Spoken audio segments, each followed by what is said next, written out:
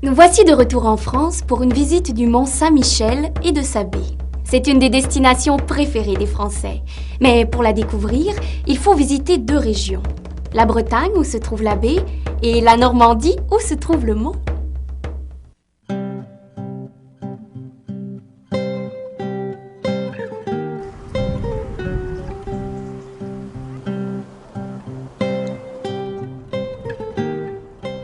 En Normandie, aux portes de la Bretagne, se trouve ce que certains appellent la 8e merveille du monde, le mont Saint-Michel.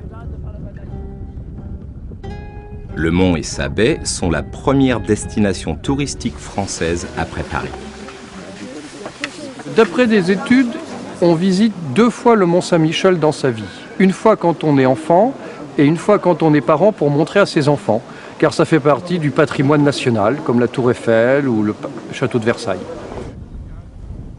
Tous les ans, 80 000 personnes, en majorité des Français, traversent la baie à pied. Ça glisse.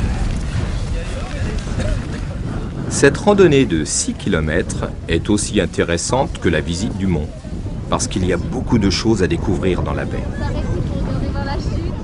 À chaque fois, on a beau venir 1 fois, 2 fois, 3 fois, 10 fois, on est toujours aussi surpris par cette étendue de cette baie qui est quand même gigantesque. Et puis, tout l'effet des marées aussi qui est exceptionnel. Les plus grandes marées d'Europe, elles sont quand même ici. En effet, c'est dans la baie du Mont-Saint-Michel qu'on trouve les marées les plus fortes et les plus rapides d'Europe. Ici, l'eau monte à la vitesse d'un cheval au galop et peut recouvrir la baie en moins d'1 heure. Un guide est donc indispensable pour faire la traversée.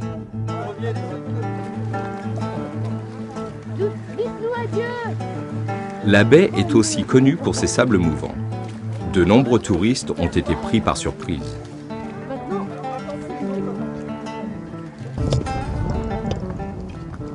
Normalement, on devrait avoir de l'eau comme ça, vu la saison. Et on peut descendre comme ça, en théorie, assez loin. Évidemment. Après, pour ressortir. Voilà, le tout, c'est de ressortir. Une fois arrivé au pied du mont, on découvre enfin la merveille.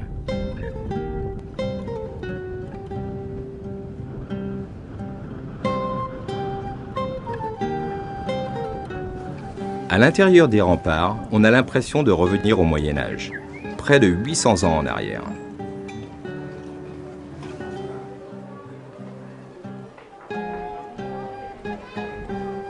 De très jolies maisons médiévales bordent les petites rues pavées qui mènent à l'abbaye.